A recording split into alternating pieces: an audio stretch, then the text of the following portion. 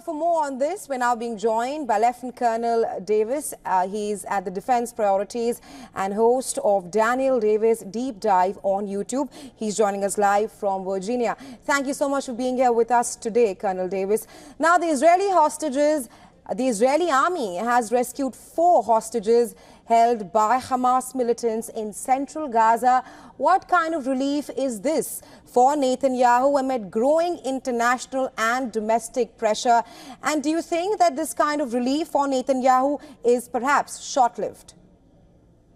I'm not sure that it's any relief at all, short-lived or otherwise, because there were just hours later there was huge demonstrations in Israel today, demanding the rest of the hostages be released and that actions be taken to them. And those have been going on for quite a long time. But this just shows that I don't think there was any relief. Of course, probably everybody in Israel was grateful, and certainly those family members of all 4 of those people were extremely grateful that they were returned. But then it just kind of highlights that the rest of them want it back. And look, I think that there's some fair criticism to be made here that, you know, Israel has gotten a total of 7 hostages back by military means, but over 100 back by negotiations. And the reasonable question is, why don't they do more negotiations to get the rest of them back? Even if they have to give away a lot of things to the Hamas people, they're not going anywhere. But if that's necessary and useful to get those people back without killing up to 200 people, as was the case today, I think that there's some questions that need to be asked on how Netanyahu conducted that operation.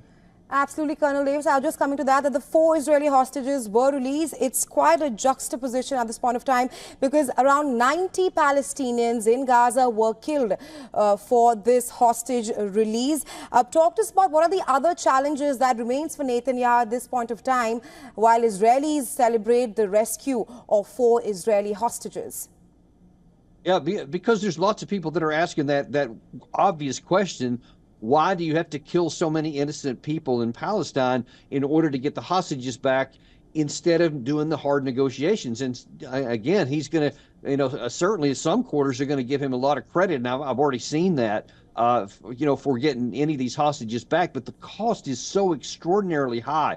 And again, I just want to reiterate, when you kill that many innocent people, and there was apparently many hundreds more that were wounded, and the destruction of their places of living, that creates so much more animosity against Israel, and people want revenge for their innocent people that have been killed. I mean, obviously people want justice for the Israeli people that were killed on October 7th and for these people that were taken hostage. But you've got to understand just the normal human reaction. When other innocent people are killed, they're going to want revenge against the Israelis too. So this is a double-edged sword, and I'm not sure it's a net positive for Israel.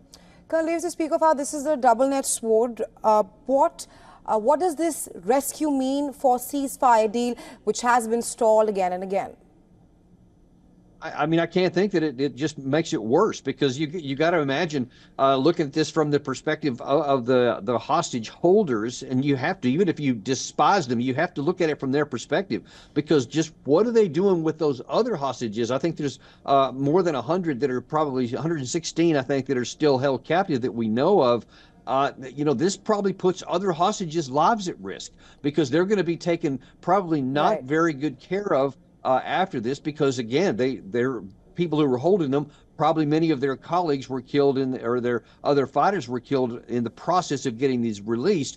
And so it may put more of them at risk too. And I think there's been too little consideration for what the remainder of the hostages are facing while they're waiting to find out what happens next. Right, Colonel Davis, just to follow up on that, do you think that this rescue operation was done so that Benjamin Netanyahu could perhaps strengthen his political career back in Israel? I mean, I can't speak to that at all. I have no earthly idea what his priorities are or what his mindset is going into this. If he did do that, I think that it would be a failure, because it's not going to do anything. It's not going to change anything about anybody. People who are against him are going to still be against him. Those who are on his side are going to remain on his side. So I don't think he gains anything from this actually. And because, it's only 4 out of the hundreds back, and it's just not a sustainable situation. You can't just keep killing so many other innocent people to get other innocent people back in a smaller number instead of doing negotiations. And I think, if anything, this may put more pressure on him to engage in negotiations to get those hostages back. Right, Colonel Davis, thank you so much for taking our time and joining us here on WION with your insights.